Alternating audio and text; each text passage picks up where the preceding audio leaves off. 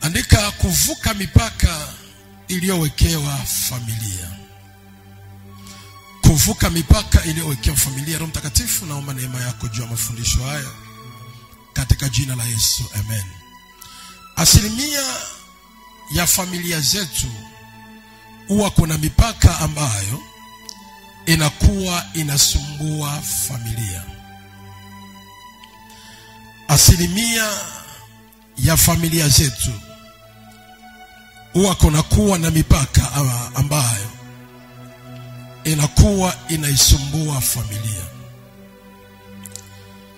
Ziko familia nyingi ambazo kunakuwa na michoro iliyochorewa ya gizani isiyoweza kuonekana kwa macho ya kawaida, lakini katika ulimwengu wa kiroho hizo familia zina michoro ambazo zimechorewa kwa ajili ya mipaka yao.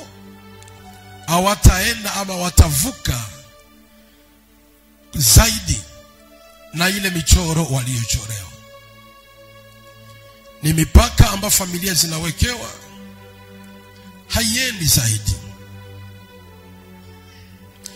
Na hiyo inakuwa ni mipaka ambayo inakuwa inaitesa hiyo familia. Matatizo yanakuwa ni mengi kwenye hiyo familia. Leo hii kama dunia imejaa matatizo mengi, ni kulingana na familia ambazo tumetokea.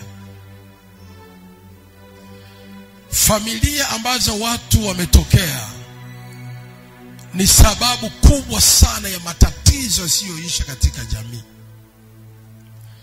Magumu ni mengi, tabia zisizoeleweka, mambo yanakuwa ni mengi. Chanzo kikubwa ni familia yake. Ametoka kwenye familia gani? Familia yake ina matatizo gani? Kuna namna uwezi ukaweza kumrekebisha mtu. Kuna namna uwezi ukamsaidia mtu. Kuna namna uwezi ukapata utulivu wa kuweza kuishi na mtu.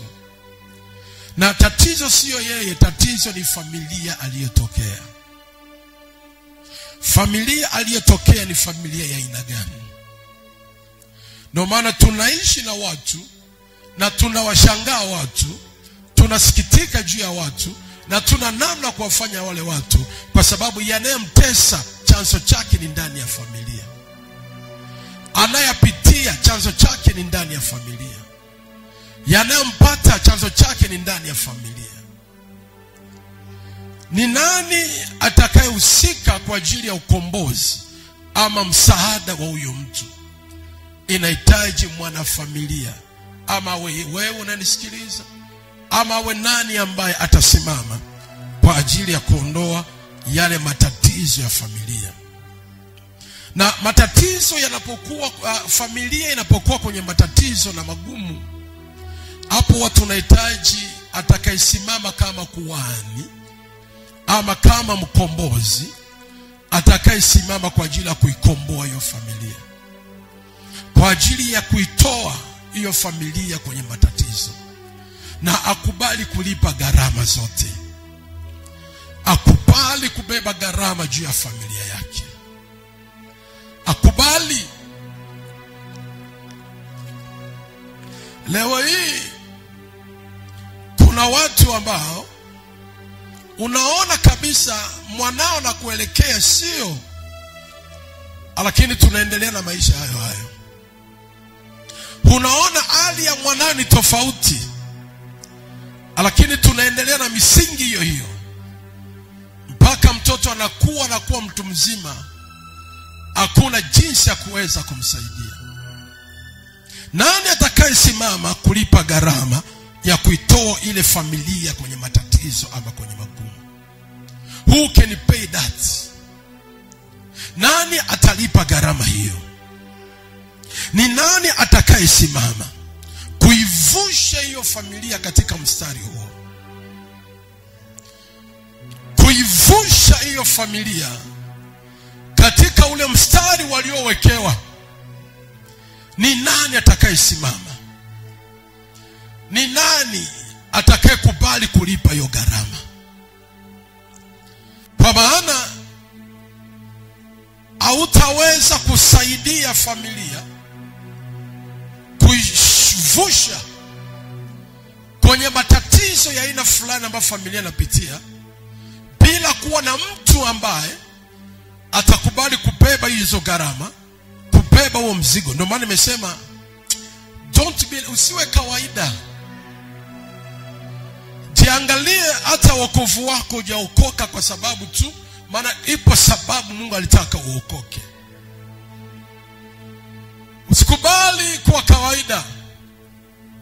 Usikubali kuchukulia kawaida. Ukishindwa wewe, familia yako inashindwa. Ukirudi nyuma wewe, hakuna namna ambavyo familia itakaweza kutoka kwenye hili tatizo. Na mbaya zaidi, asipotokea mtu yoyote wa kuvunja huo mpaka na kuvusha familia, ina maana tatizo ile familia itaendelea kutembea vizazi hadi vizazi. Itaendelea kutembea hadi wajukuu, hadi vitukuu watatembea kwenye ile matatizo. Kwa nini hapakuwepo na mtu ama baba ama mama ama mtoto wa hiyo familia aliyekubali kulipa gharama ya hiyo familia? Ukifungua Yoshua, tuliangalia Yoshua, kuna kitu nataka nikigusia hapa. Ukiangalia Yoshua ni sura ya 3 na ule mstari wa 8. Yoshua ile sura ya 3 na ule mstari wa 8, Biblia imeandikwa, nawe uamuru wao makuhani walichukua sanduku la agano. Hebu tuanze kusoma mstari wa 7.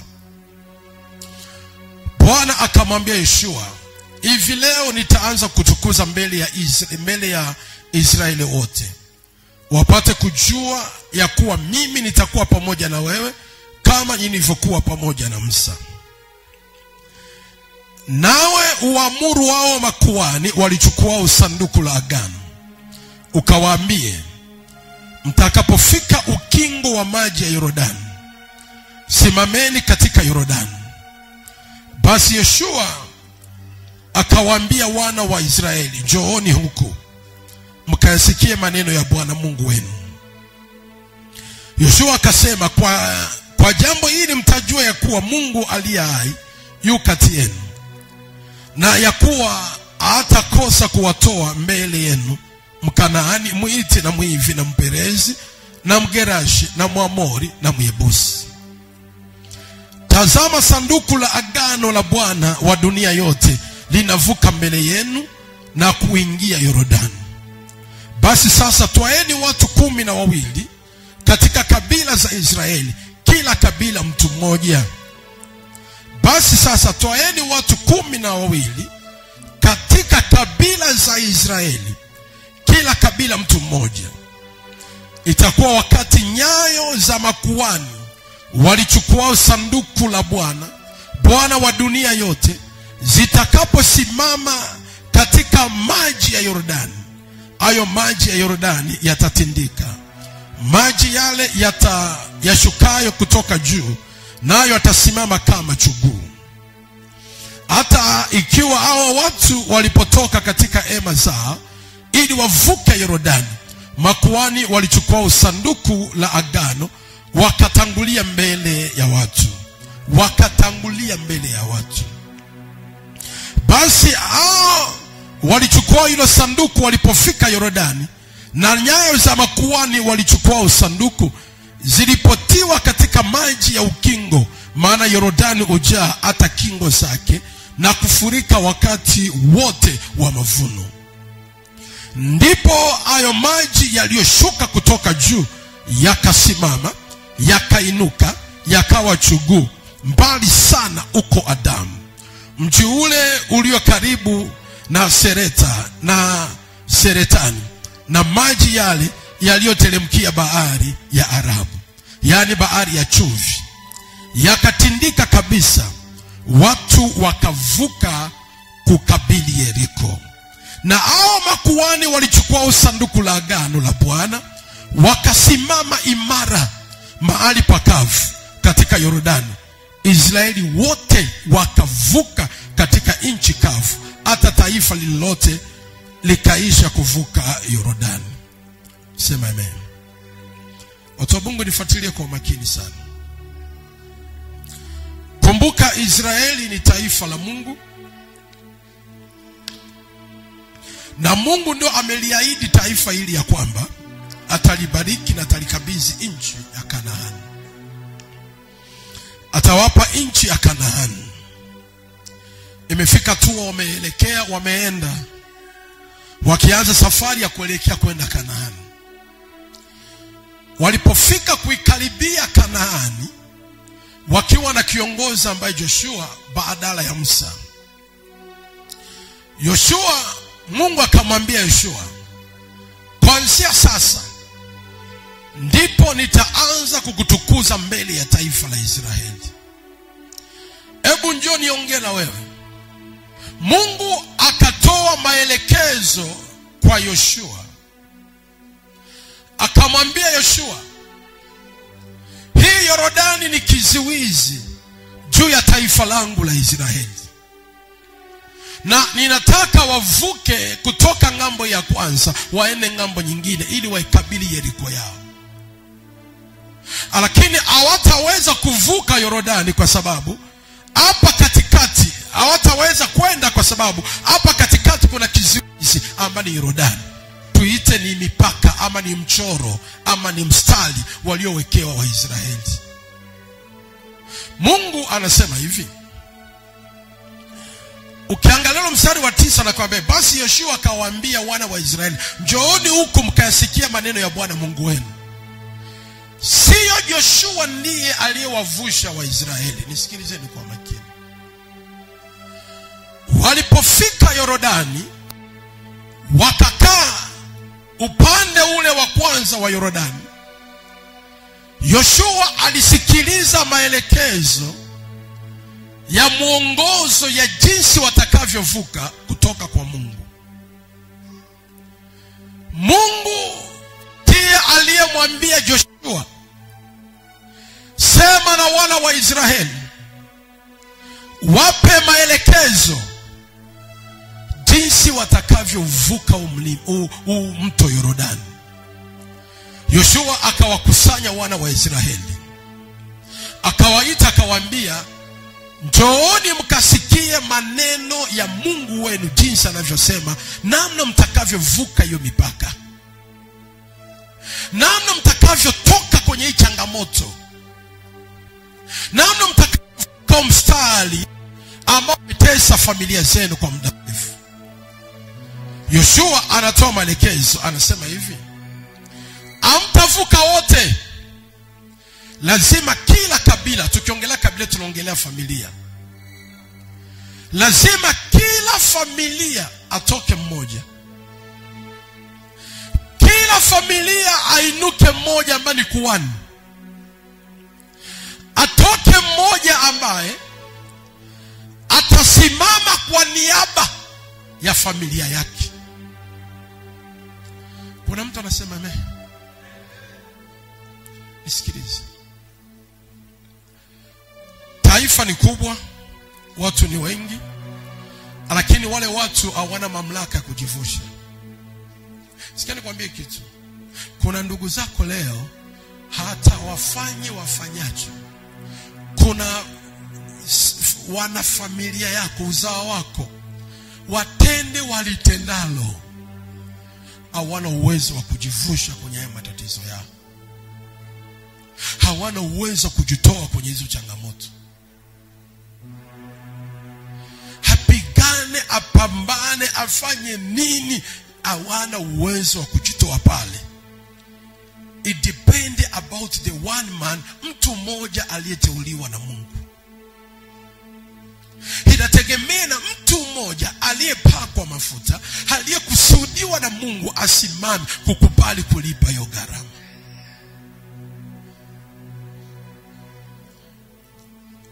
Yeshua anaambia Waisraeli, si mimi nitakayewavusha, mimi nawapa maelekezo tu, mimi nawapa direction. Kati yenu ambaye hatatii, ambaye hatafuata maelekezo yangu, sina mengi Kwa ina maana ya kwamba familia yake haitavuka mstari, watabaki kwenye changamoto ile ile, kwenye magumu yale yale. Watu wa Mungu, ukweli usiopingika, unayapitia leo chanzo chake ni ndani ya familia yako. Unayoyapata leo chanzo chake ni ndani ya familia. Akateua kila kuhani mmoja, akateua kila mwanafamilia mmoja. Wewe utaenda 12 sawa na kabila ya taifa la Israeli. Walikuwa 12, ina maana ni familia 12 ambao walikusanyika pamoja. Ina maana hapa kila mmoja anayo familia yake ambao wameungana, tumekusanyika pamoja kwa makundi ya familia hapa. Ni nani akatoa maelekezo? Mmoja ndo atasimama ili kuvuka, aivuke mstari. Hii ilikuwa ni kuvuka huo mstari, kuvuka huo mpaka, atakayepasua huo mpaka ili kuvuka, ili ndugu zake wanaekuja nyuma waanze kuvuka kwa starehe, waanze kufaulu yale ambayo wanyuma walishindwa kufaulu, waanze kupenya kwa yale ambayo wengine hawakupenya, waanze kutenda makubwa tofauti na wale wengine washinda hata kama ni wakubwa. Tunahitaji mmoja ndiye avuke, atangulie yeye kwa niaba ya ndugu zake, akavuke, apasua ile mipaka, avuke ule mstari ili ndugu zake na wao waanze kuvuka. Hapo tutakuwa tumefaulu kusaidia familia moja ianze kwenda na vizazi waanze kupita, maana yuko mmoja alivuka. Anawaambia ila mtakapovuka Yordani sio mto wa kawaida. Ndio maana ongea hivi, kuvuka mipaka is not easy. Usipoijua kanuni ya kuvuka mipaka, ni heri usivuke. Kuwa upande wa kwanza wa Yordani ni kama mtu ambaye leo hana ndoa, akapambana kwa gharama yoyote, akaingia kwenye ndoa, akavuka mipaka bila kanuni.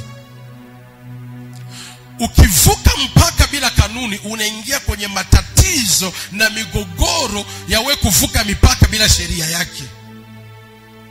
Nimesema hivi, na ndio maana kuna mtu ameingia kwenye ndoa akavuka mipaka bila sheria, ile ndoa imemsumbua sana, wengine wanarudi tena kwenye ile mipaka. Joshua anaambia mtavuka mpaka huu, mtavuka Yordani, lakini kuna kanuni ya kwanza mtakayobeba.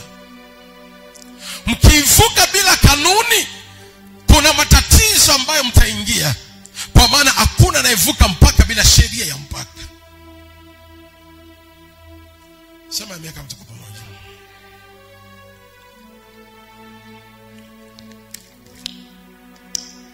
Wale makuhani nafikiri walisema amen, tuko tayari kufuata kanuni, tuko tayari kwenda na sheria hiyo. Baba, tuambie nia kubwa, familia yangu, ndugu zangu wavuke.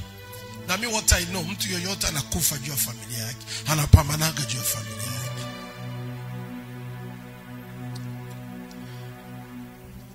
Watu wa Mungu alitamani kutoa Israeli Kanaani, Misri, kuwapeleka kwenye nchi yao ya ahadi. Lakini mipaka ya Misri ilikuwa inawafunga Waisraeli. Naomba nikurudishe nyuma kidogo nikupe mfano. Mipaka ilikuwa imefunga. Mungu akajua kuvuka mipaka lazima ruhusa. Akaenda akatuma ujumbe kwa Farao.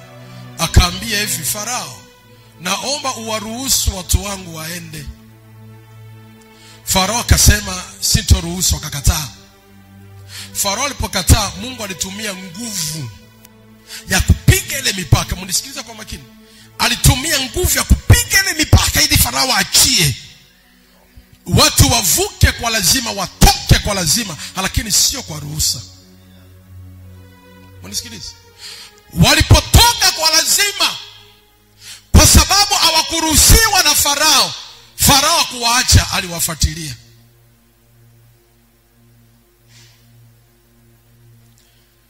Sio na mtu. Laiti Farao na angeruhusu watoke waende, angewaaga nenene kwa amani. Lakini Mungu alitumia nguvu ya kupiga mipaka ya Farao, akaweka divyura kwenye mipaka, akaweka hadi yaani alipiga ile mipaka, Waisraeli wakatoka kwa nguvu wakaenda. Walipoenda Farao aliwafuatilia. Mwambie mwenzio, labda umetumia nguvu ya namna fulani, umevuka mpaka, lakini Farao anakufuatilia utoke. Farao anakufuatilia kukurudisha. Ulichokimiliki leo, ulichokipata leo, bado Farao anafuatilia. Labda ulienda kwa ulifunga sana, ukaomba, ukapiga, lakini ukutumia kanuni, ukutumia sheria. Farao alipowafuatilia, walipofika Israeli kwenye bahari ya Shamu, wao wenyewe wakasema, ni heri tungefia Misri. Mipaka ni mibaya ukivuka vibaya. Kuna mtu analia ndoa, akiingia ndani ya ndoa bila mipaka, ataanza kukumbuka ni heri maisha ya usimbe alivyoishi bila ndoa. Ni heri jinsi alivyokuwa nyuma kuliko kuingia kwenye hii ndoa. Ogopa mipaka ukivuka vibaya. Ni heri ningeishi peke yangu. Kuna watu wanaingia kwenye kazi, akina nafika tu kazi imenichosha, ni heri nifanye tu biashara. Hapana, si kazi imekuchosha, ni mipaka inakutoa. Halo? Si kwamba biashara imekuchosha, ni mipaka inakukataa. Umevuka mipaka kinyume na sheria, toka.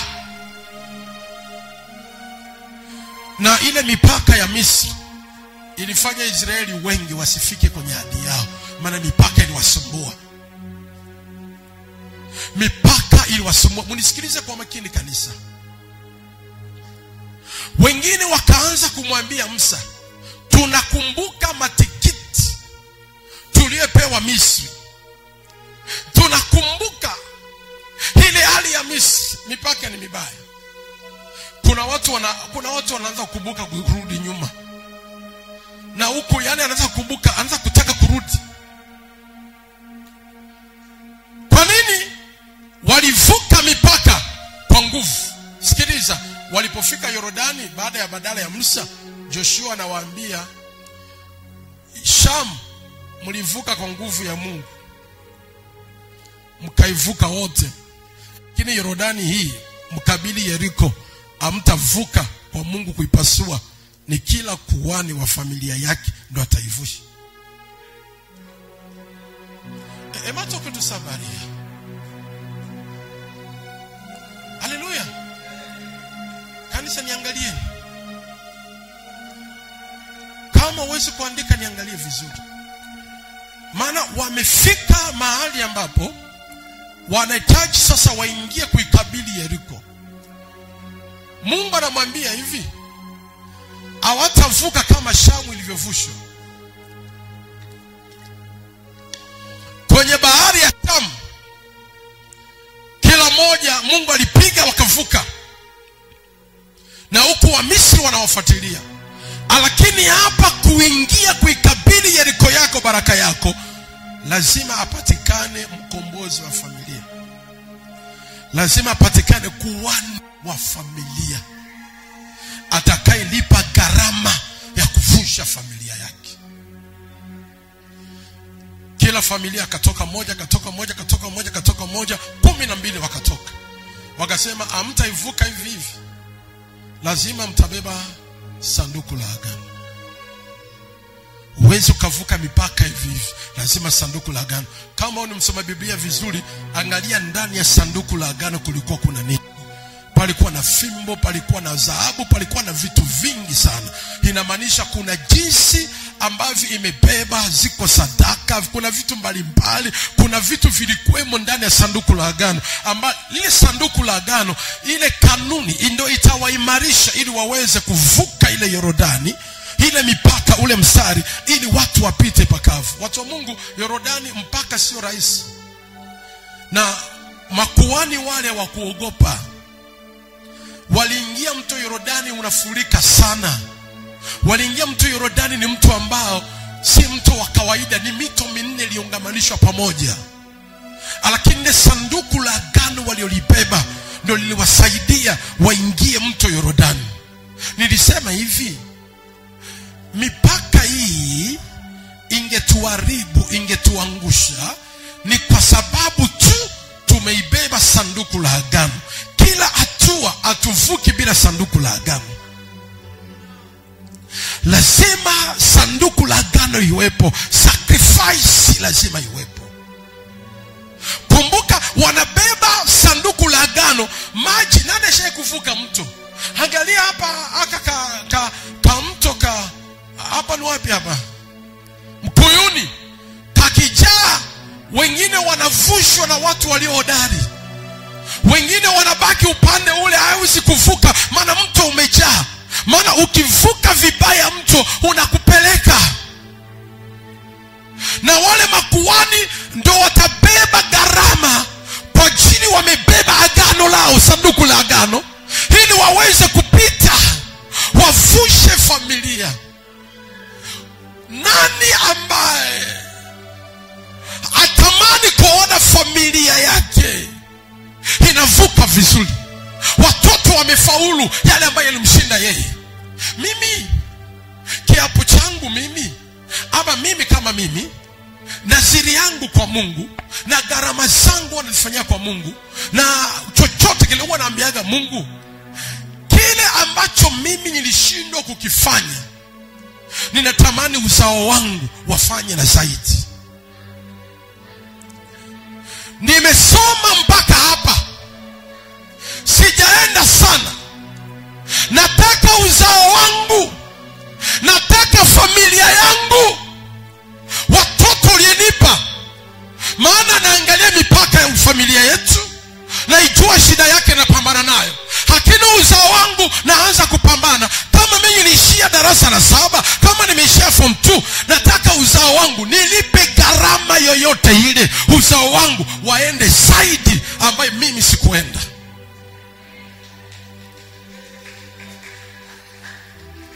Sijue mama unanisikiliza hapa, sijue baba unanisikiliza hapa, sijue unawazaje, sijue wewe formula yako unaibebaje.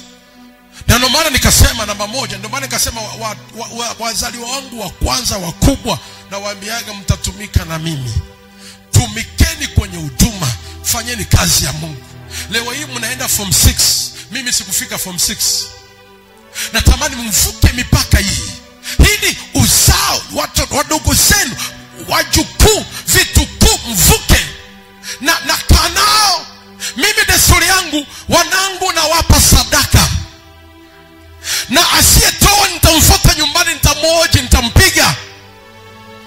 Na pambana mimi na leo tulikuwa tunajadiliana mama, tutatoa sadaka ipi ya familia kuivusha huu mwaka. Tunapambana kwa sababu nilikoishia, mfano Robati, hao watoto ni mashahidi. Kwenye nyumba ambayo tumejenga, mimi wanaambia namshukuru Mungu katika kupambana kwangu, nimejenga nyumba ambayo baba yangu hakujenga. Ndio mimi nasema. Unasikiza kwa makini? Katika kupambana kwangu na Mungu, kusimama kwangu, nimepambana, nimeenda, nimevuka mipaka ambayo baba yangu hakujenga. Nikawaambia hivi, ili kujenga hii nyumba sio hela. Nilikubali kulipa gharama kwa Mungu. Kuna wakati nilitaka kujengea nyumba na binti yangu wa kiroho, akaniambia, baba, tafuta eneo nikujengee nyumba. Nikamwambia sawa, na wewe kwenda kwa Daudi kwa nyumba yake kuiangalia ili ainunue kwa ajili yangu. Baadaye akanipa hela, Ananiambia hela hii nunua kiwanja alafu tuanze kujenga.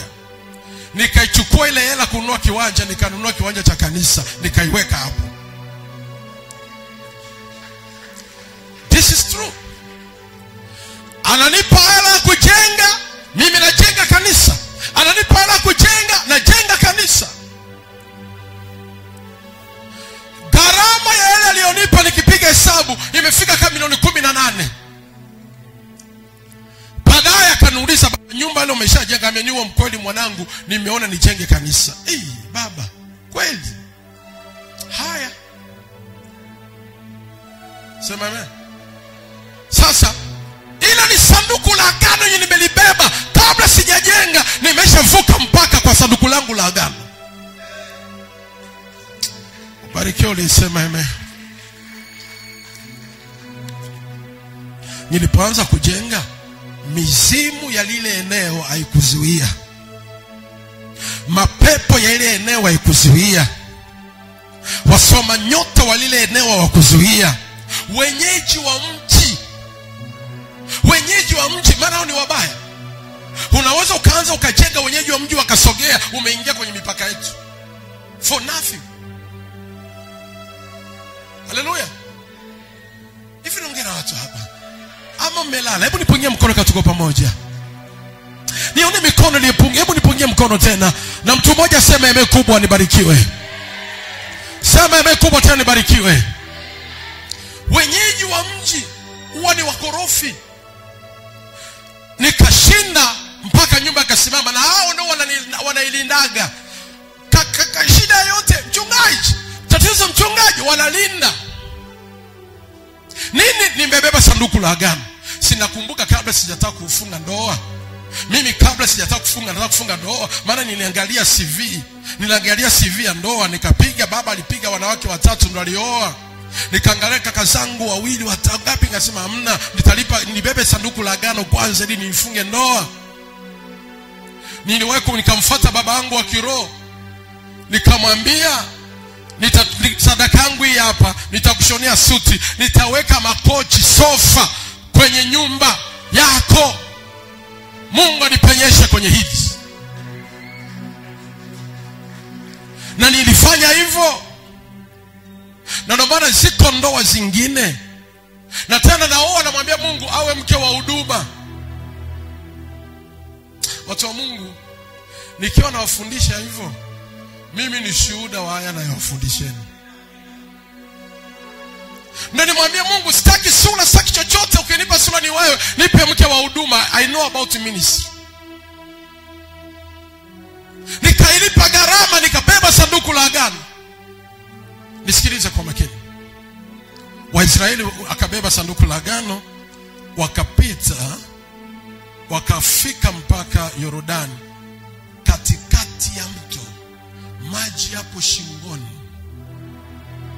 Nafikiri walitaka kupata hofu, lakini wako tayari kubeba kwa ajili ya familia. Walipofika hapo, ghafla maji yakagawanyika. Chuguu likasimaje katika machuguu pande huu, ikasema kama chuguu pande huu, pakawa pakavu. Bahari ya Shamu, makuhani hawakufanya hivyo, Mungu ndo alifanya.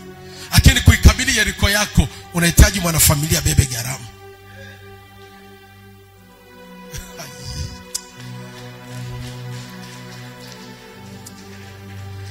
Paulo, kuikabili Yeriko si Mungu tena, gharama. Waliposogea mbele zaidi, Yeriko na yule pale, kuna kuta ya Yeriko imefungwa, wamezuiliwa. Makuhani tena ndo wabebe gharama ya kuiangusha, sio Mungu tena. Nani anaipungia mkono hapa? Hebu mshike jirani yako mkono, mwambie uwe kuhani wa familia yako. Shika mkono, mwambie uwe kuhani wa kulipa gharama juu ya familia yako. Mwambie tena uwe kuhani wa kulipa gharama juu ya familia yako. Inua mikono juu, niachilie baraka Mungu. Manderebo.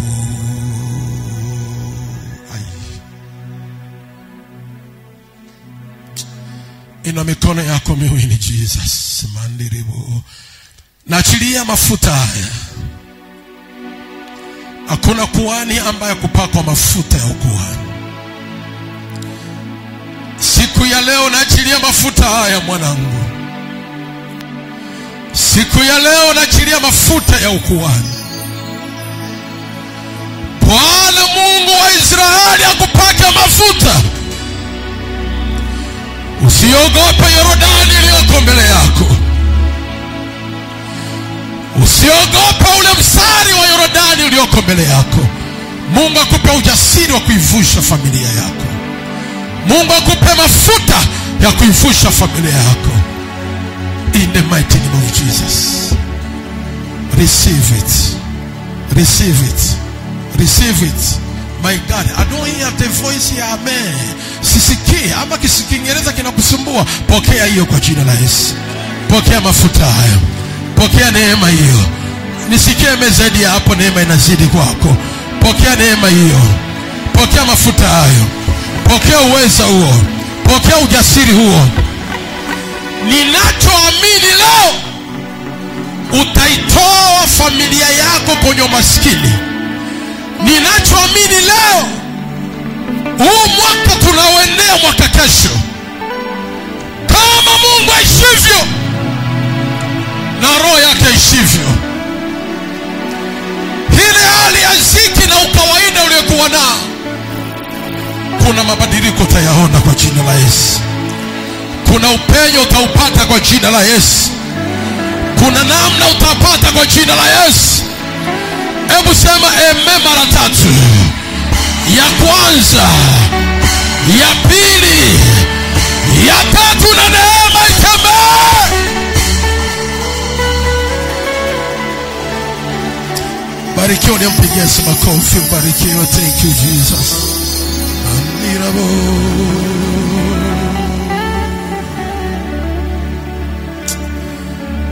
Sandirabo.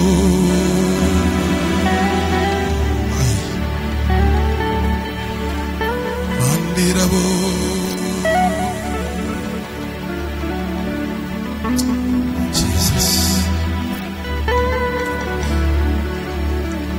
Nini sababu ambayo wewe inafanya familia ziingie kwenye matatizo ya mipaka? Nini sababu ambayo huwa inafanya familia kuingia kwenye matatizo ya mipaka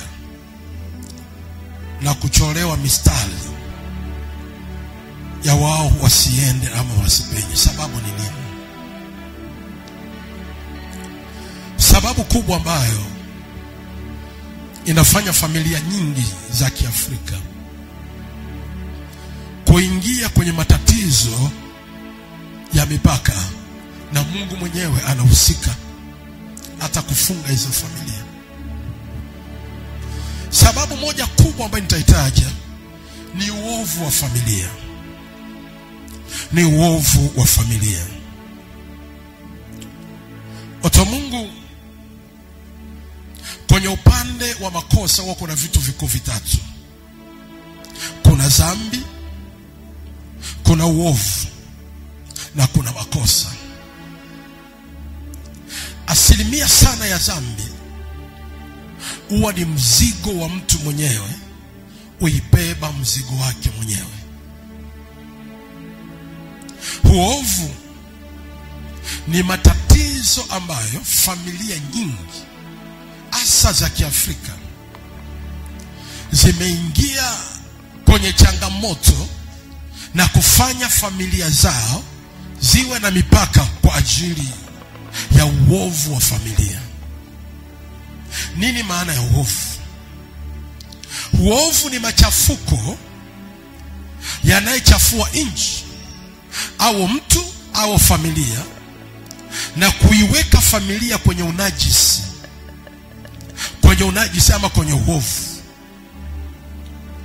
Uovu mara nyingi ni namna ambavyo unaweza ukafanya ukaingiza familia yako ni ule uchafu ni ule uchafu ambao na familia wako wanaufanya,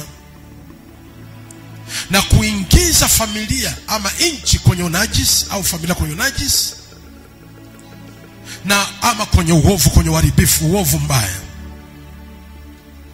Uovu nini? Ni aswa kindani sana.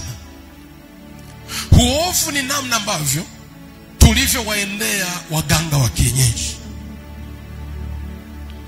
Unaweza ukaona urahisi wakati hujamjua Mungu ukaenda kwa waganga wa kienyeji, ukafanya kila unachokiweza kwa waganga wa kienyeji. Huo ni uovu ambao familia nyingi zimefanya.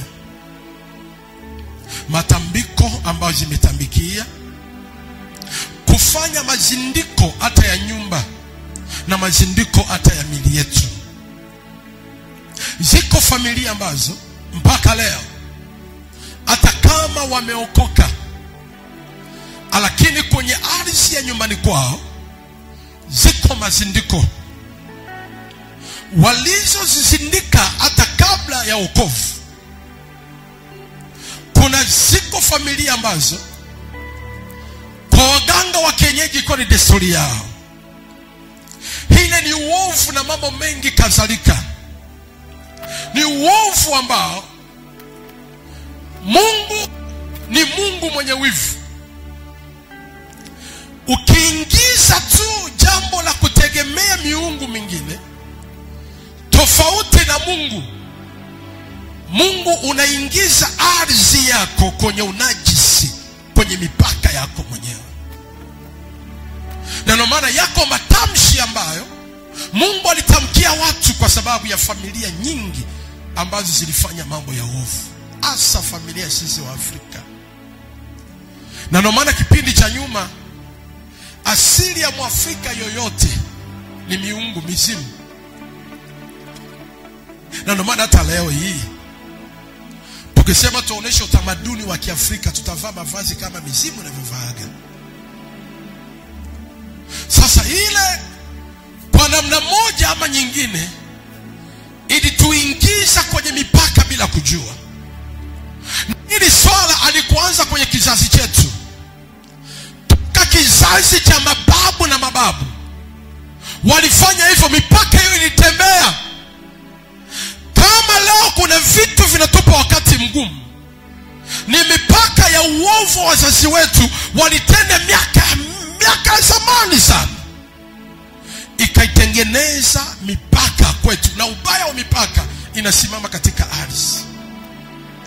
Mipaka ya familia inasimama katika ardhi, kwa maana miungu yoyote inakaa ardhini. Hiko hivyo watu wa Mungu, kwenye ulimwengu wa kiroho, chochote kinachofanyika kwenye ulimwengu wa kiroho, vitu vya rohoni huwa vinasikia. Dunia hii kila kitu kina masikio, hata kama kiongei. Na ndio maana hata tunapomuomba Mungu inategemea ni Mungu yupi atakaye kusikia. Kwa sababu mfano mimi nimetoka kwenye familia ambayo Mungu aliyetegemewa, Mungu aliabudiwa ni miungu, ni mizimu. Ndiye Mungu aliabudiwa. Do you know that? Hata leo hii unaweza ukaomba, lakini Mungu anaishuka kusema na wewe, si Mungu Yehova. Ni Mungu wa familia yenu, Mungu wa baba yenu, Mungu wa mababu zenu waliomwabudu na kumheshimu kwa sadaka zao. Nisikilize, na ndio maana ni vyema sana, tena sana, unapokuwa unaomba usiombe mikono mitupu. Iwe nyumbani kwako, iwe kanisani, when you pray usiombe mikono mitupu. Nimekusudia leo kufundisha, na aliyekusudia kuja hapa hafungue masikio kunisikia. Is much better to pray usiomba mikono mitupu. Iko hivi, nikiwa naomba Mungu Baba nisaidie, na ndio maana Mungu akasema hivi, usilitaje jina la Bwana Mungu wako bure.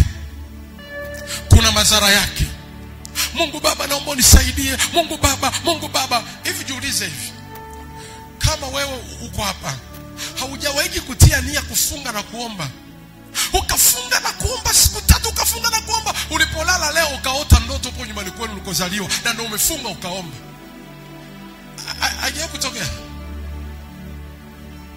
Sasa unajiuliza, mbona nimefunga na kuomba tena naota ndoto babu yangu aliyekufa? Yaani unafunga unaomba, unafunga naomba, unafunga naomba, ukilala unashangaa unaota babu, unashangaa unaota shule msingi unasomea. Nini umeomba? Ndio maana mimi kwenye maombi ya siku 7 kwa mimi nilikuwa na azira kutoa 10,000 kila siku. Kwa mimi kila siku nilikuwa natoa naziri 10,000. Yaani napoomba natoa 10,000, kimaliza maombi natoa 10,000. Napoomba ikimaliza natoa 10,000. Kwa ajili gani? Ukiwa unaomba maombi ya Mungu katika ulimwengu wa roho kuna interruption nyingi. Mungu wa baba yangu aliyetambikia zamani anasikia. Miungu nasikia, Mungu anasikia. Sadaka ni dedication. Sadaka huwa ndio inamuaga ni Mungu yupi unayemuomba kwa ile madhabahu utakaenda kuitoa. Utakapoomba bila sadaka unaacha interruption, maana ni Mungu yupi? Sadaka yako ndo inakudirect. Ni Mungu wa madhabahu hii ndiye niliyemuomba. Anakuja anashuka pale. Ndio maana Biblia inasema hivi, ukiapa katika madhabahu ambayo ina sadaka ni bure. Ukiapa kwenye madhabahu yenye sadaka itakufunga. Nisikilizeni, hebu fungua mambo ngapi hapa? Mambo ya Nyakati nipi ama Walawi? Fungua Walawi. Nafikiri ni Walawi. Nataka hapo tu unielewe vizuri ili niende na wewe. Kuna mtu amechoka hapa. Nani amechoka? Nimwache. Tuko pamoja wote. Sema imekubwa kama tuko pamoja. Mungu wangu, nisikie imesema ime tena. Hebu fungua Walawi. Nafikiri ni Walawi. Fungua Walawi. Nafikiri ni Walawi.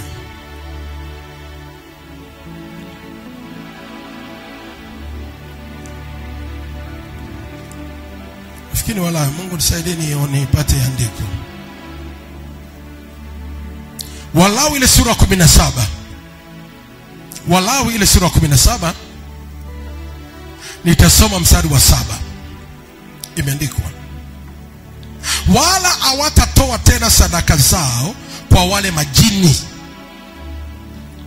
wala hawatatoa tena sadaka zao kwa wale majini ambao huwafata ili wafanye usherati nao.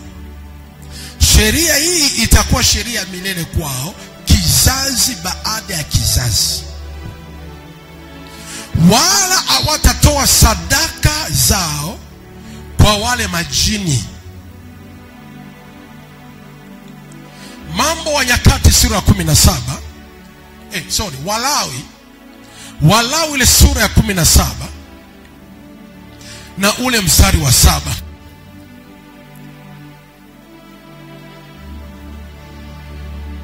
Wala hawatatoa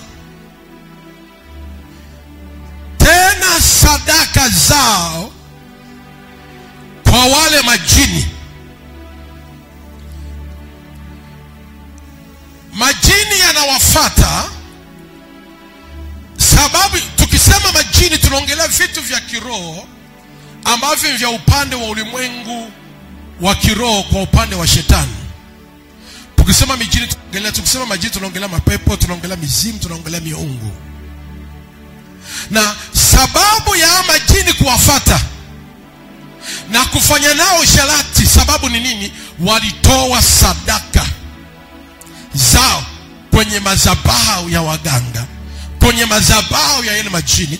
Hivyo sasa ile roho ya majini, ile nguvu ya zile roho zinawafata na kuwaoa na kufanya nao sharati. Biblia inasema hivi, sheria hii haitabadilika, itakuwa ni sheria kizazi hadi kizazi. Leo kuna watu wana mipaka ya rohoni, mipaka walionayo. Hawezi akahisi hisia na mume wake, lakini ulimwengu wa roho uifuata upata ufanye mambo mengi sana ambayo Biblia inavyoandika hapa. Nisikilize, unajiuliza sababu ni nini? Unaomba, unafunga, unaomba. Ukimaliza kuomba leo tu, ukilala usiku wanakufuata tena, mnajamiana kwenye ndoto. Unasema, baba mimi nimechoka kuomba, kama ni mipaka sasa imezidi. Nimefunga 3 kavu, nimeomba, lakini cha ajabu nilipomaliza maombi tu usiku wa leo imeniichia tena. Chanzo ni nini? Iko sadaka iliyotolewaga, ama wewe unajua ama hujui, ilitolewaga zamani, ama mababu zako walitoa, ama ndugu zako walitoa. Ile sadaka ilinunua majini yale, ilinunua mizimu ile, ambayo kizazi anakuambia sheria itabadilika kizazi hadi kizazi, ambayo itafuata watoto wale mpaka wajukuu wanaotaka hizo ndoto. Mtoto bado mdogo hajajua mwanaume anaota hizo ndoto. Ukimwambia yaishi, sababu ni nini? Kuna sadaka ilitolewa, na ile sadaka ndio imesimama kwa dedication. Nani ananifuata? That's why tunaombea watu sana. Tukimaliza kuomba, yule Mungu aliyeruhusu majini yafuate yanainuka tena. Ameomba Mungu, sisi tunajua ni wetu, maana babu yake alitoaga hiyo sadaka. Na ndio maana ulimwengu wa roho, tunapokuwa tunaomba kuna interruption. Lazima ujue kwamba ni Mungu yupi ambaye atakayekuja kukujibu. Inategemea na sadaka yako unavyoitoa. My God. Nisikilize vizuri hapa. Nisikilize vizuri hapa. Baada ya uovu huo, utaenda kwa mganga leo, utatoa sadaka, utapigwa chale, ni sawa, na utaishi.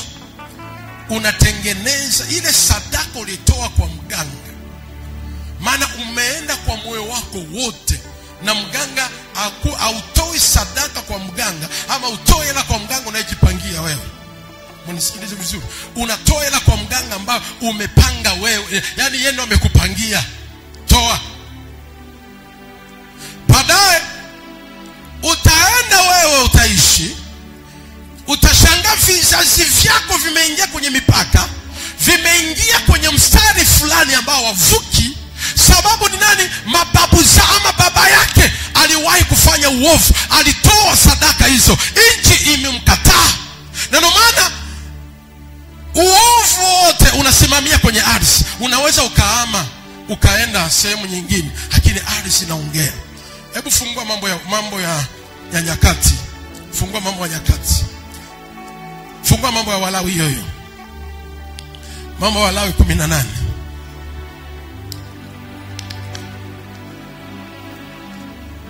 Mambo ya Walawi 18. Walawi 18 na ule mstari wa 25. Walawi 18:25. Biblia imeandika hivi: na hiyo nchi imekuwa najisi kwa ajili ya hayo, na ipitiliza uovu wake juu yake. Biblia inasemaje? Na hiyo nchi imekuwa najisi kwa ajili ya hayo, na ipitiliza uovu wake juu yake. Juu ya nini? Juu ya nchi. Na hiyo nchi yatapika wenyeji wake na kuwatoa. Nchi inatapika, inawakataa watu. Ndio hiyo mipaka. Unaingia kwenye ndoa, nchi inakukataa, hautaki kuingia kwenye ndoa, maana hii mipaka. Kuna sababu ya sadaka zilizotolewa kwenye madhabahu kipindi cha nyuma. Ardhi ndio inabebaga kumbukumbu. Lolote tunalolitenda katika uovu aina yoyote, ardhi ndio inabeba kumbukumbu. Inakutapika, inakutoa kwenye biashara, inakutoa kwenye ndoa, inakutoa kwenye kazi, inakutoa kwenye maisha, inakutoa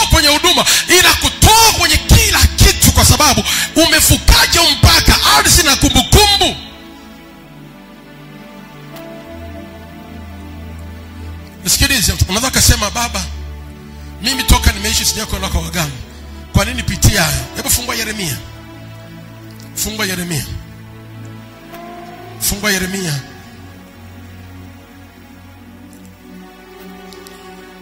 Yeremia, uone jinsi ambavyo maovu yanatembea kwa kizazi. Yeremia sura 16. Yeremia 16 na mstari wa 9.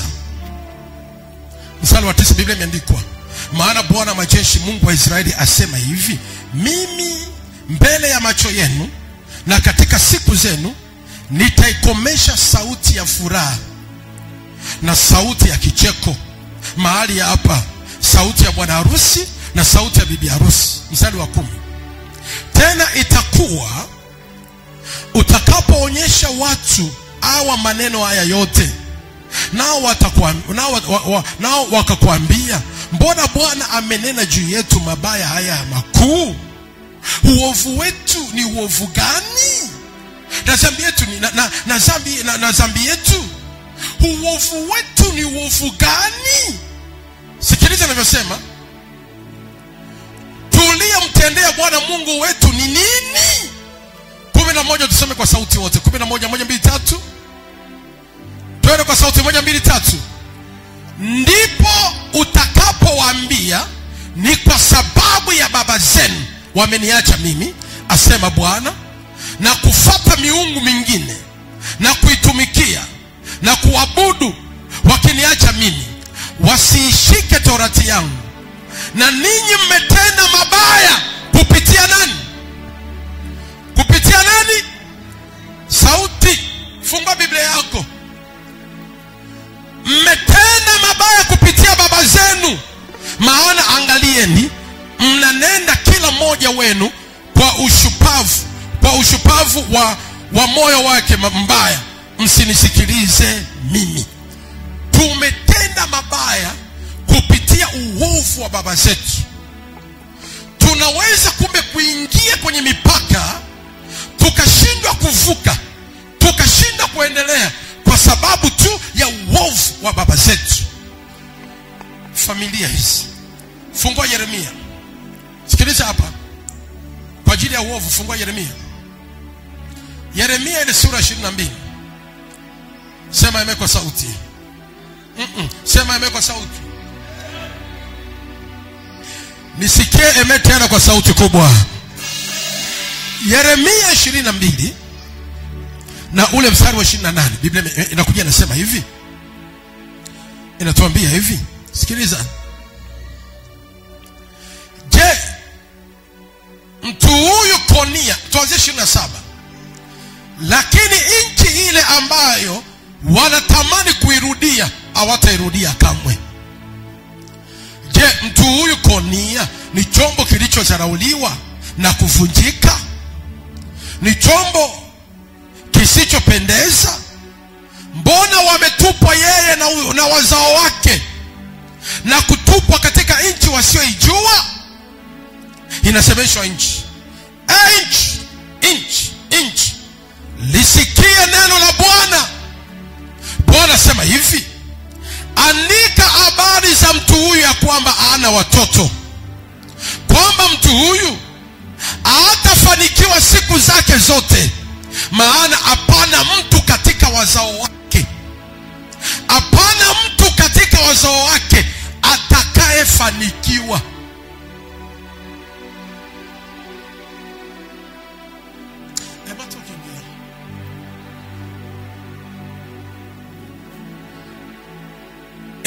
Inakuja naambiwa, uone nchi inavyobeba tukio. Andika habari za Konia. Namba 1, hana watoto, maana amezarauliwa. Konia huyu baba yake anaitwa Yoakim. Baba yake Yoakim alifanya maovu sana katika utawala wake, ikafunga mipaka. Hapa Konia mwanae anatembea vifungo vya baba yake, anaambiwa kwanza amezarauliwa, alafu pia habari zake ziandikwe katika nchi ya kwamba hana watoto na hakuna mtu katika uzao wake atakayefanikiwa mipaka. Hatatokea, atakufa yeye, lakini uzao wake hakuna mtu atakaye atakayefanikiwa. Leo hii tumetokea familia gani ambayo imeandikwa ardhi na ina kumbukumbu mipaka waliowekewa katika uzao wa huyu mtu, akutatokeaga mtoto wake atakayefanikiwa, mpaka watakufa hivyo hivyo. Sema nakataa. Inua mikono juu, sema nakataa. Sema tena nakataa. Napindua kila tamko iliyotamkwa juu yangu na uzao wangu kwenye ardhi ya baba yangu, kwenye ardhi ya baba yangu, kwa jina la Yesu. Kila maneno yaliyotamkwa kwenye ardhi ya baba yangu, kwenye ardhi ya ukoo wetu,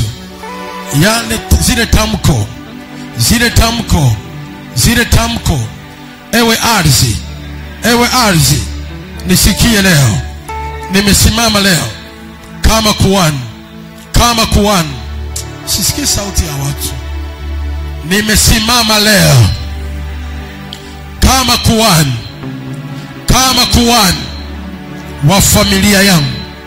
wa familia yangu.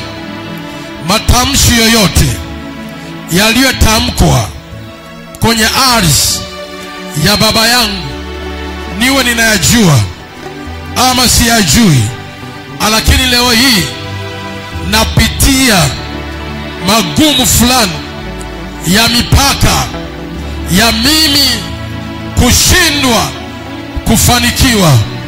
Sema ewe ardhi, toa sauti, ewe ardhi, sikia maneno yangu leo. Chochote kilichotamkwa kwenye ardhi ya baba, kwenye ardhi ya mama yangu, ili nisifanikiwe, kuanzia leo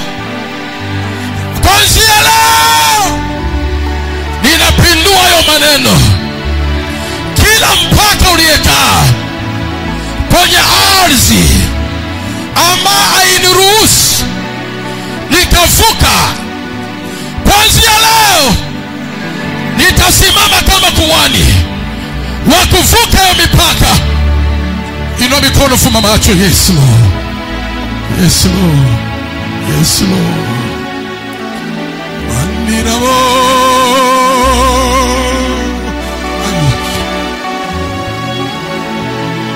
sandirabo,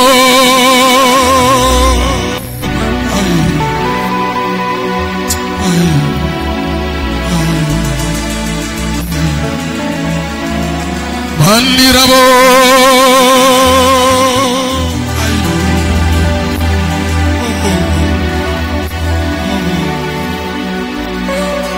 pokorina manderebo yama, seketerebo. Yesu, Yesu, porina seketerebo. Sijui ni maneno gani yaliyotamkwa kwenye ardhi ya baba yangu. Sijui ni maneno gani yanaishi kwenye ardhi ya baba yangu. Yananiingiza kwenye mipaka, yananiweka kwenye mipaka ambayo mengine siwezi kuyavuka. La Jehova lishana.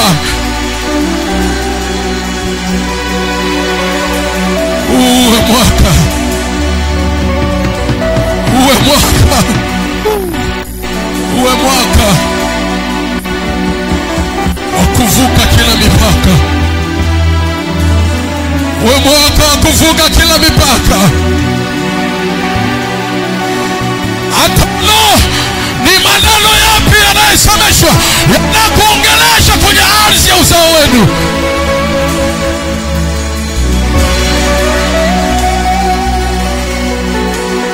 Inua mikono hapo iko umekaa. Inua mikono yako juu, fumba macho. Naishi kumsifu Bwana, atusimamie. Rama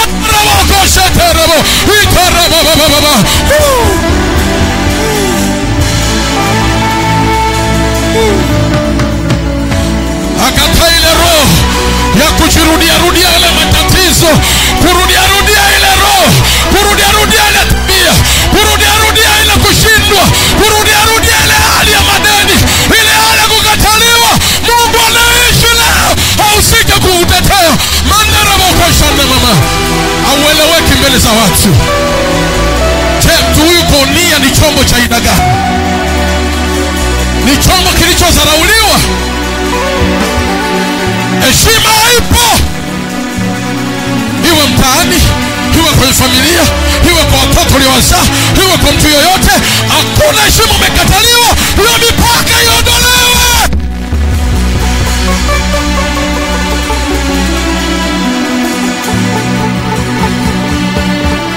Jesus.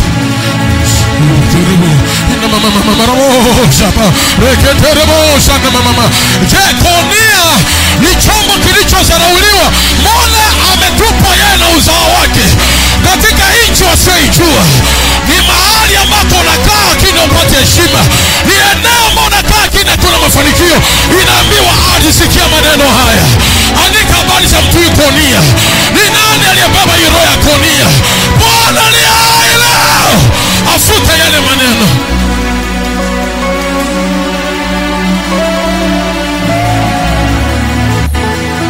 Kuna watu, it's not easy to help them.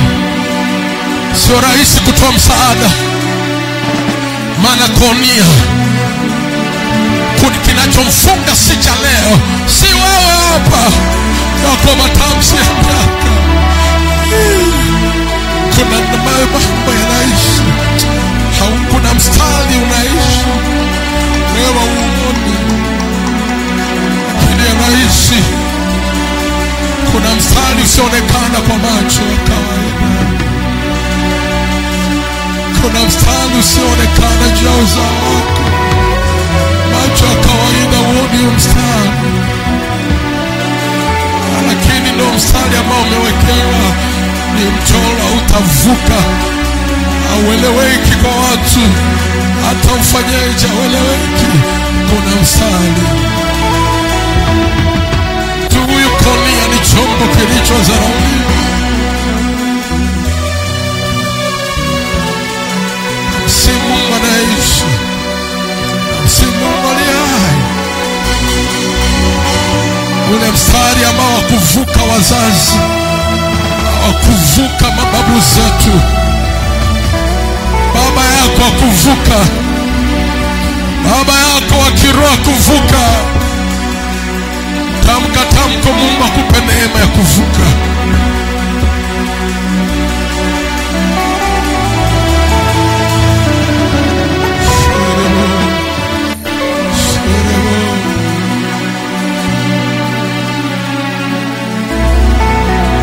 How can you help this family? Na ndio maana inakuwa ni ngumu kusaidia maisha ya watu fulani. Kusaidia watu inakuwa ni ngumu. Taita ushauri watu ni ngumu. Maana kinachompiga sio cha leo. Kinaishi miaka 20 iliyopita, miaka 1000 iliyopita, miaka 70 iliyopita. Ndio kinachotupiga, sio cha leo. Lakini simama imara na ardhi inabeba maneno hayo.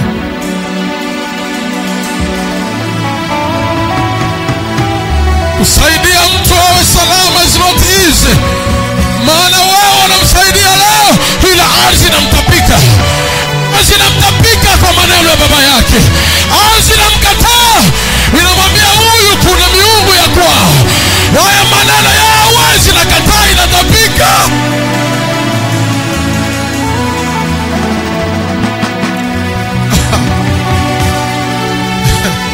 Sete katera boko shapa. Tere boko shakata. Lakini tunaishi.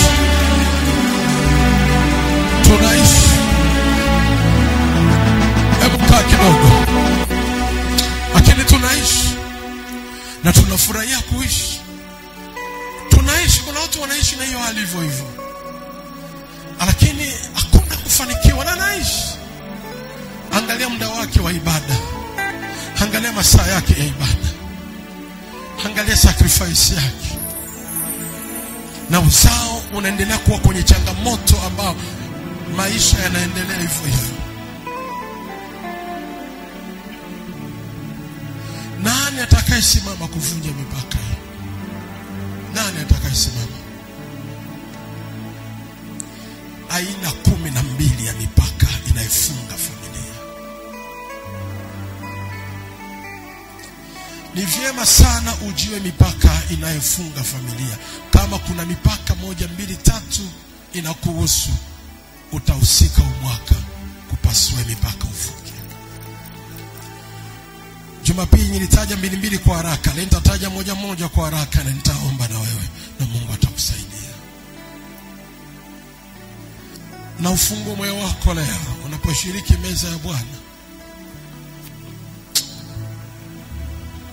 Mungu aanzishe upya kwako.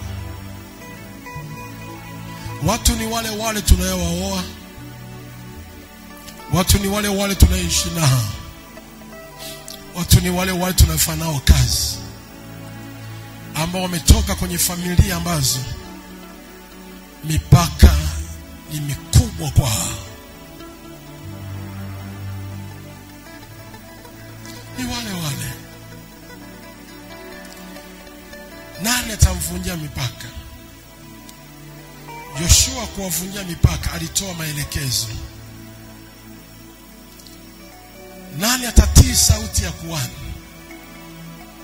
ili kuvunja ule mpaka? Aina ya kwanza mipaka ilisema ni mipaka ya elimu. Ziko familia kweli kwao ni changamoto juu ya elimu. Ni mpaka wa familia yao.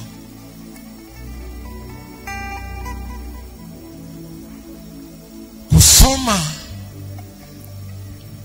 kufika tu form 2 ama form 1 ni vita. Wamesoma, wameshia darasa la 7, la 3, la 4. Walienda sana, wameenda form 4 fail. Ni familia ambazo na mipaka ya elimu. Angalia hichi kitu sana. Kama kipo kwa baba yako, kipo kwa mama yako, kipo kwa bibi yako, kisipovunjwa ipasavyo kwa utaratibu wa kisheria ya kimungu, watoto wadogo wanaanza kukataa shule wakiwa wadogo. Ukiwapeleka shuleni wanatoroka, wengine hawafiki hata shuleni.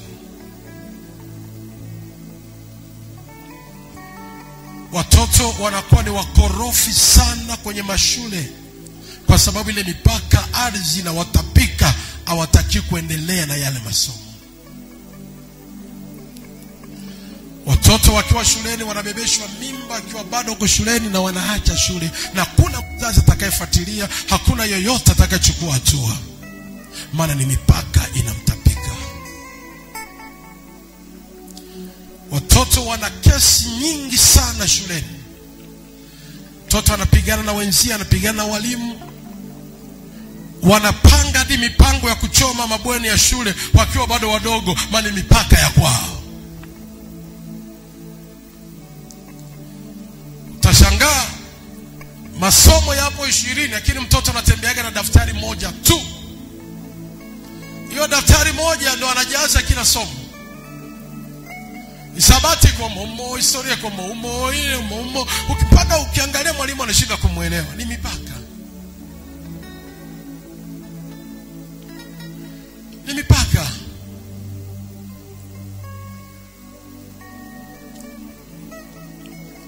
Ni mipaka. Utamnunulia daftari leo, kesho utaiona. Utanunua kalamu, kesho utaiona. Utanunua, utaona. Na akienda anatoka shuleni. Usiposimama kama mzazi ukaishughulikia mapema, inatembea hadi kwa vijukuu na vitukuu. Mpaka ya pili nimesema ni mpaka ya kazi. Utasoma kweli, kuna ambao wanasoma vizuri lakini kupata kazi ni hatari. Na akipata kazi anapata changamoto ya kulipwa mshahara. Ana elimu nzuri lakini kazi, mshahara kulipwa, anazurumiwa mpaka anajishangaa mwenyewe.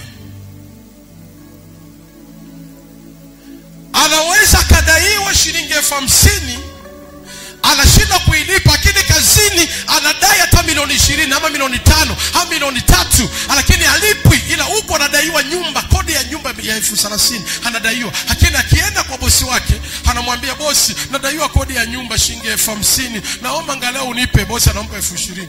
Kuna watu wanalipwa mishahara kwa mwezi, analipwa 500,000, lakini jinsi anavyolipwa ile mshahara inapita kama miezi 3 hajalipwa. Bosi akija kumlipa anampa 70,000. Kumbuka kwa mwezi anapokea mshahara 500,000. Ina maana ndani ya miezi 3 ni kama 1.5 milioni. Akija kulipwa hela kupunguzwa, bosi ameapa nina kama 70,000, labda chukua kwanza hii. Na anaichukua. Na bado anaendelea kuwepo kazini, hatoki mipaka.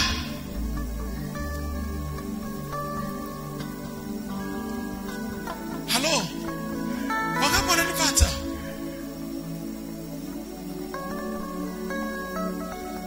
Mipaka. Kupata kazi wengine, kupata kazi wengine ni shida. Na akipata kazi wakisema kupunguza watu, yeye yumo. Unashangaa hata wengine ambao wana elimu kama wewe, hawana ujuzi kama wewe, lakini unashangaa wamebaki, wewe umepunguzwaje? Mipaka. Ishughulikie kama ipo kwenye familia. Namba 3, mipaka ya mahusiano. Siko familia, changamoto ni nyingi sana kwa habari ya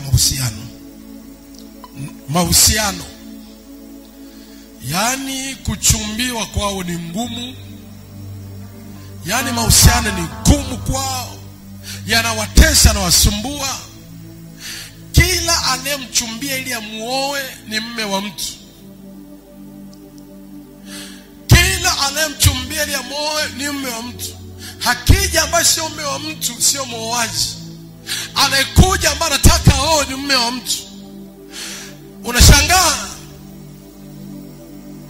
kuna akitaka kuoa lazima aoe mwanamke ambaye shagazaa. Hiyo mipaka bwana, hebu sema naikataa kwa jina la Yesu. Hebu sema kwanza, naona kama hujanielewa. Sema nakataa kwa jina la Yesu. Toa sauti, sema nakataa kwa jina la Yesu. Hiyo ni mipaka. Mimi na anko wangu, hiyo ni mipaka kabisa. Na angalia. Alipooa mara ya kwanza, alioa mwanamke mwenye watoto 4. Akaacha, akaoa mwanamke mwingine mwenye watoto 2. Akaacha, akaoa mwanamke mtoto 1. Wakafunga naye ndoa kisabato, mwanamke akafariki. Leo ameoa tena mwanamke mwingine na watoto 4. Ni mipaka. Hajawahi kuchumbia binti. Sikia nikwambie, naombea ukweli, kuna watu mahusiano yao hajawahi kuchumbia binti. Kila anaichumbia kuoa tayari shagazaa watoto zaidi ya 3. Na yeye ndo anarizika. Mwingine hata haoni shida mwanamke ana mimba, lakini anataka kumchumbia tu aoe. Ni mipaka. Bwana mseme amen.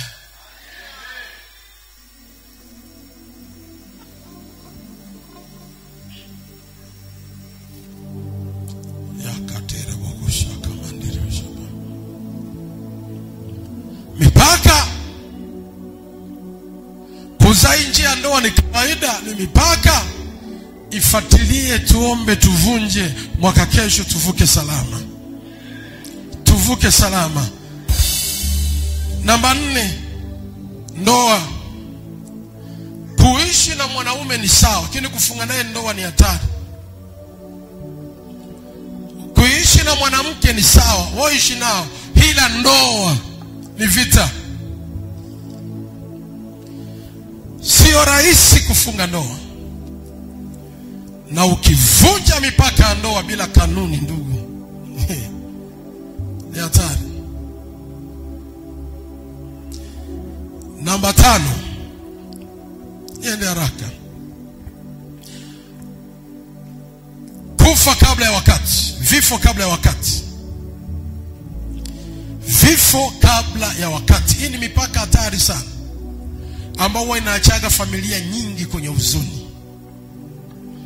Unakuta mji umepotea kabisa wa mzee fulani.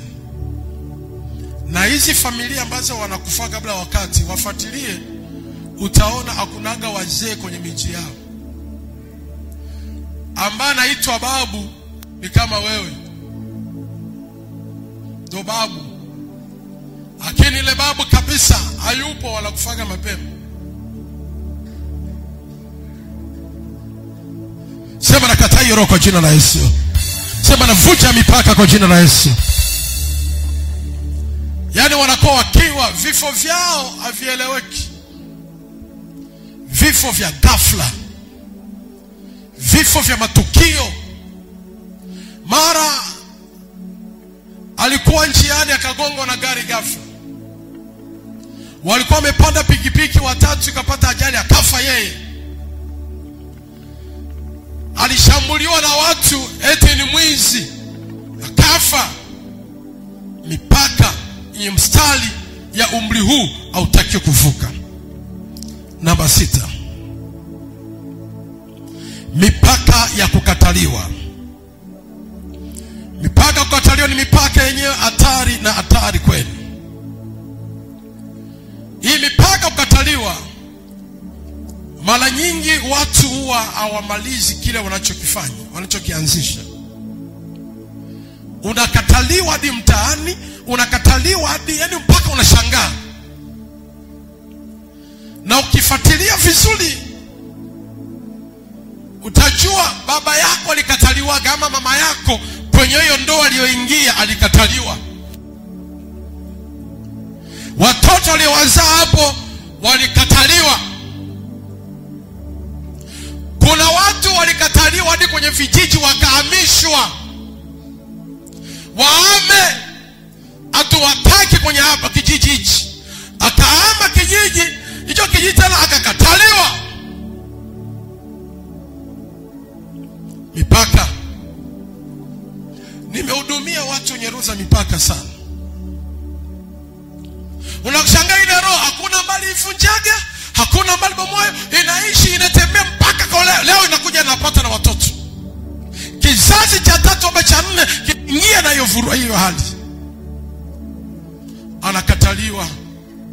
Anaishi na mwanaume kile anamkataa. Anaishi na mwanamke kile anamkataa. Mipaka ya kukataliwa.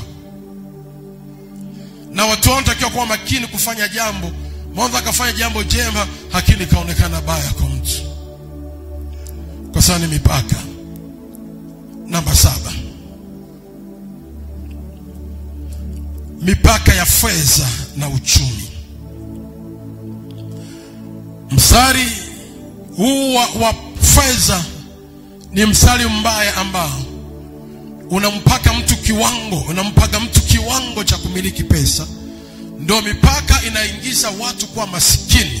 That the spirit of poverty, watu kwa masikini. Ziko familia ambazo zina mipaka hiyo.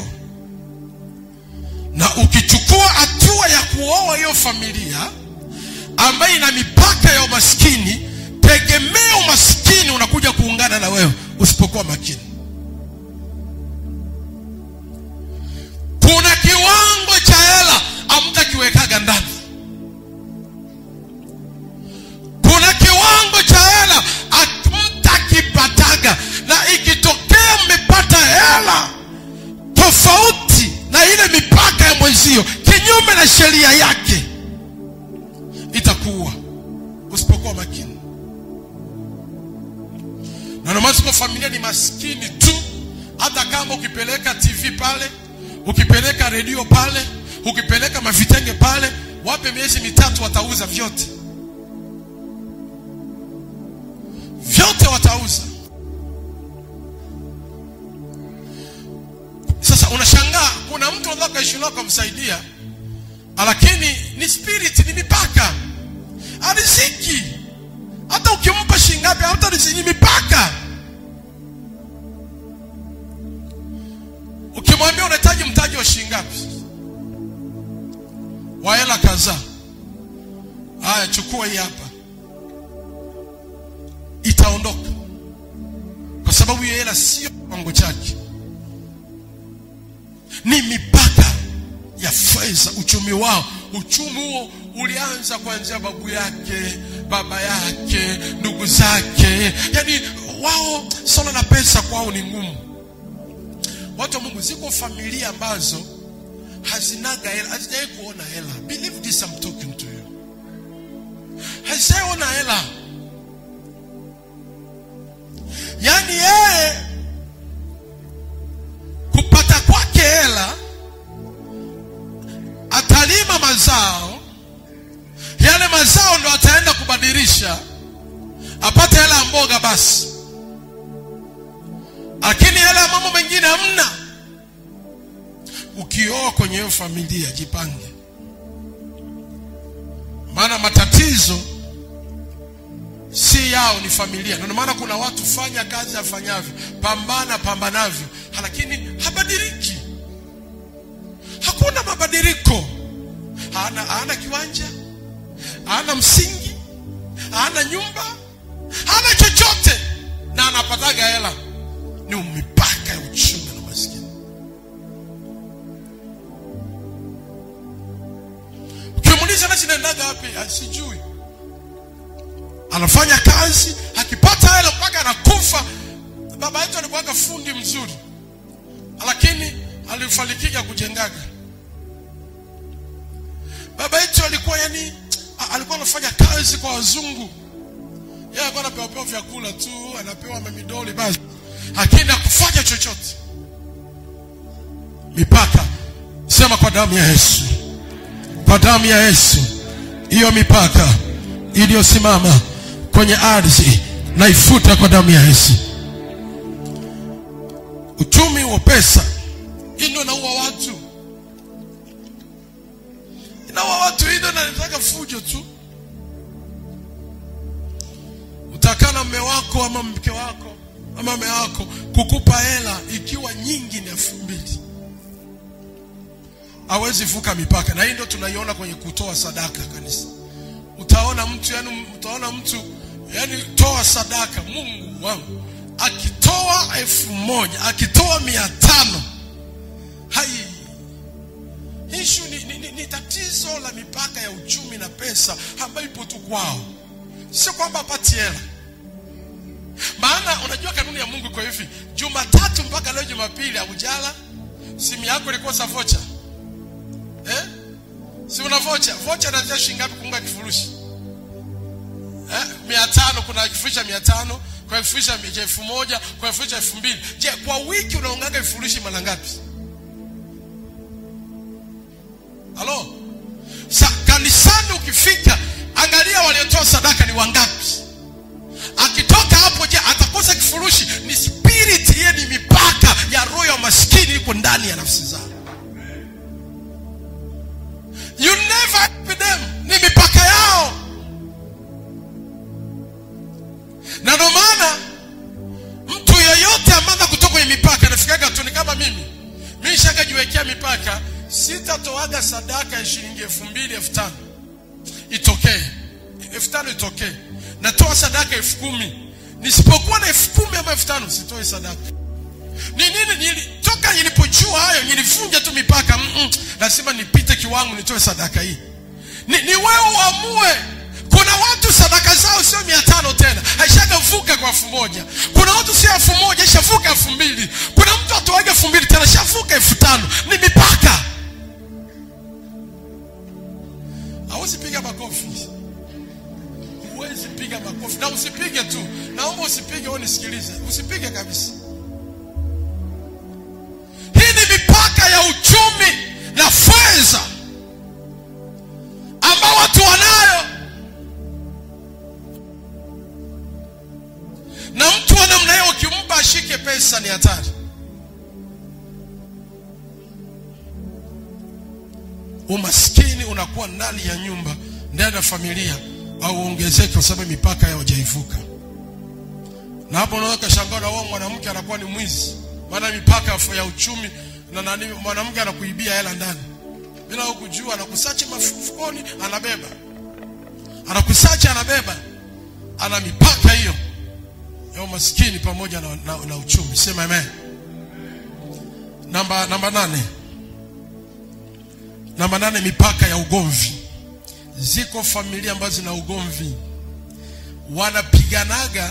Ukichokoza hiyo familia kwenye ngumi, kwenye vita, hebu niangalie. Ziko familia ambazo wao kwenye ugomvi, ukimpiga mmoja mwanafamilia, na bibi wa miaka 70 anatoka kupiga mjukuu wake, na anaenda kupigana. Ni familia ambazo wanapigana mpaka wanashangaa, mwanamke wa hiyo familia utapigwa vichwa wewe.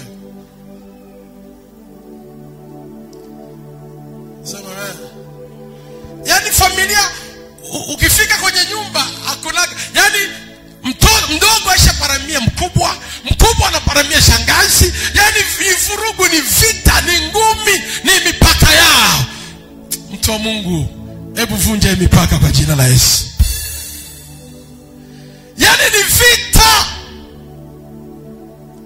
Familia inajaa ugomvi, watoto wakubwa, hakunaga mkubwa heshimu mdogo, mdogo heshimu mkubwa. Yani kupigana mama na mtoto ni kawaida. Ukishangaa mtoto bi mkubwa wanagombana, ni kawaida, ni mipaka yao. Kama kuna mtu ashapiga mama yake hapa, Mungu wangu, unahitaji uje tuongee mezani. Ni kawaida kushikana, kupigana. Anapigana mama yake, anapigana baba yake. Ni kawaida familia. Kupiga baba ni kawaida. Tena baba anapigwa mpaka anasema, Mungu wangu, watoto wanataka kuniua. Ni mipaka ya familia.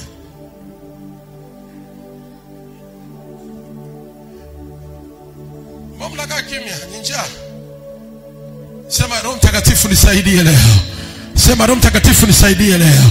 Nivuke mipaka kwa jina la Yesu. Mimi nishashuhudia tulikuwa na familia jirani. Ile familia ilikuwa inaogopa ichokozi.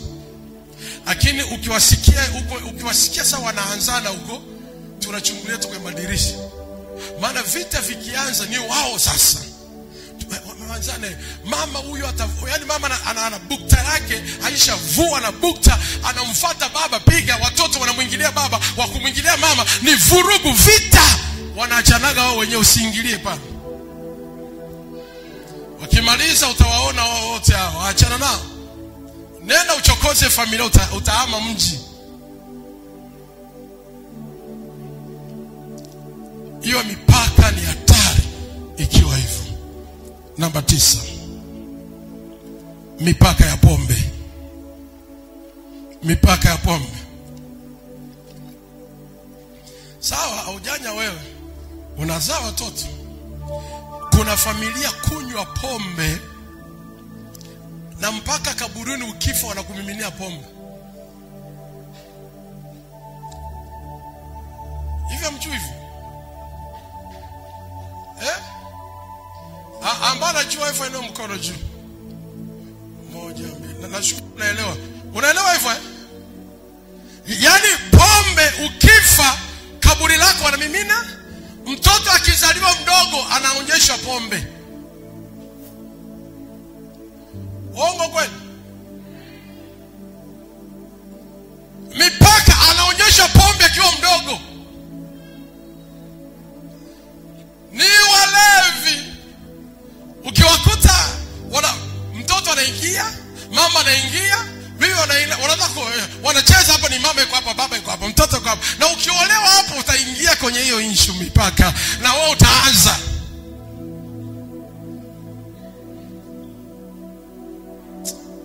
Hebu tuende mikono juu. Hebu tuende mikono juu. Mungu atusaidie. Sema Bwana Yesu, nisaidie leo. Sema tena, Bwana Yesu, naomba nisaidie leo. Toa sauti, sema Bwana Yesu, nisaidie leo. Huu ndio mwisho wa mwaka. Nataka huu mwaka nikivuka mwaka mpya, nivuke mipaka yote. Hayo matatizo yote niyaache huu mwaka kwa jina la Yesu. Sema fire! Mara moja, ya pili, ya tatu, ya 4, ya 5, ya 5,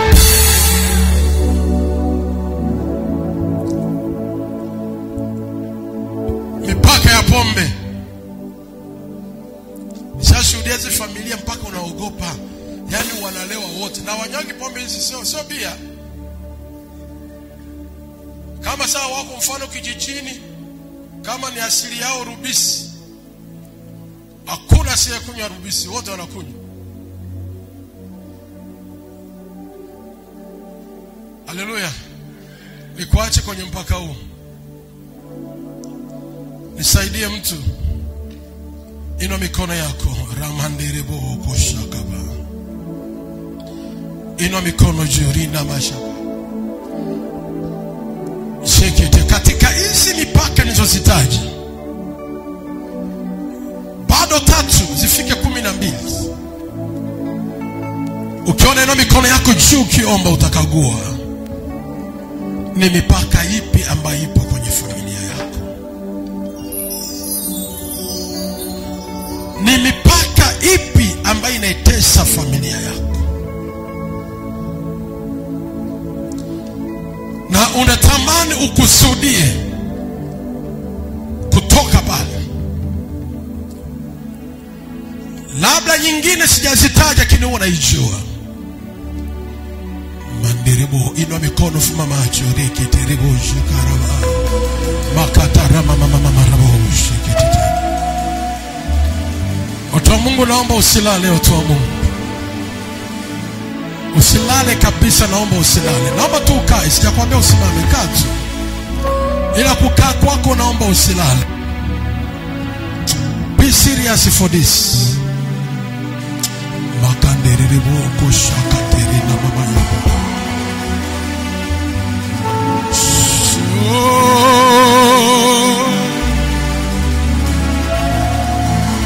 Shama Shama Shama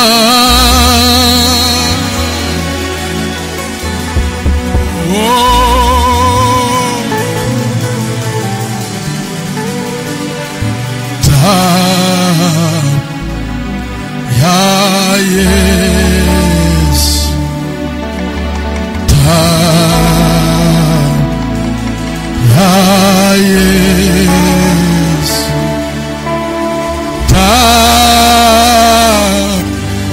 Ya yes usafisha kabisa.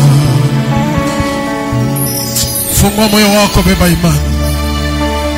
Hiyo damu ya Yesu, damu ya Yesu, damu ya Yesu usafisha kabisa. Shekenerebo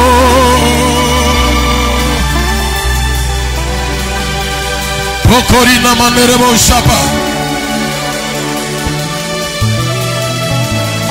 Shekenerebo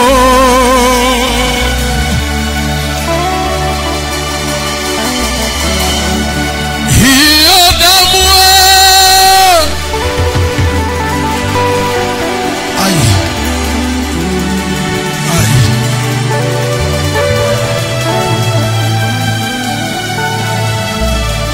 ukiona mikono yako juu, sema Bwana Yesu, nipe neema ya siku ya leo ya kuivusha familia yangu, kuitoa kwenye mipaka ya aina mbalimbali inayotesa familia yangu. Leo hii napoenda kuvuka mwaka, nivunje hiyo mipaka, nivunje hiyo mipaka, nivunje hiyo mipaka kwa jina la Yesu, kwa jina la Yesu. Sema leo hii napoenda kuvuka mwaka, nivunje hiyo mipaka kwa jina la Yesu. Naomba nena kwa lugha hapo kabla hujashiriki meza ya Bwana. Fungua kinywa chako, nena kwa lugha, Mungu akuongoze kitu. Fungua kinywa chako, nena kwa lugha.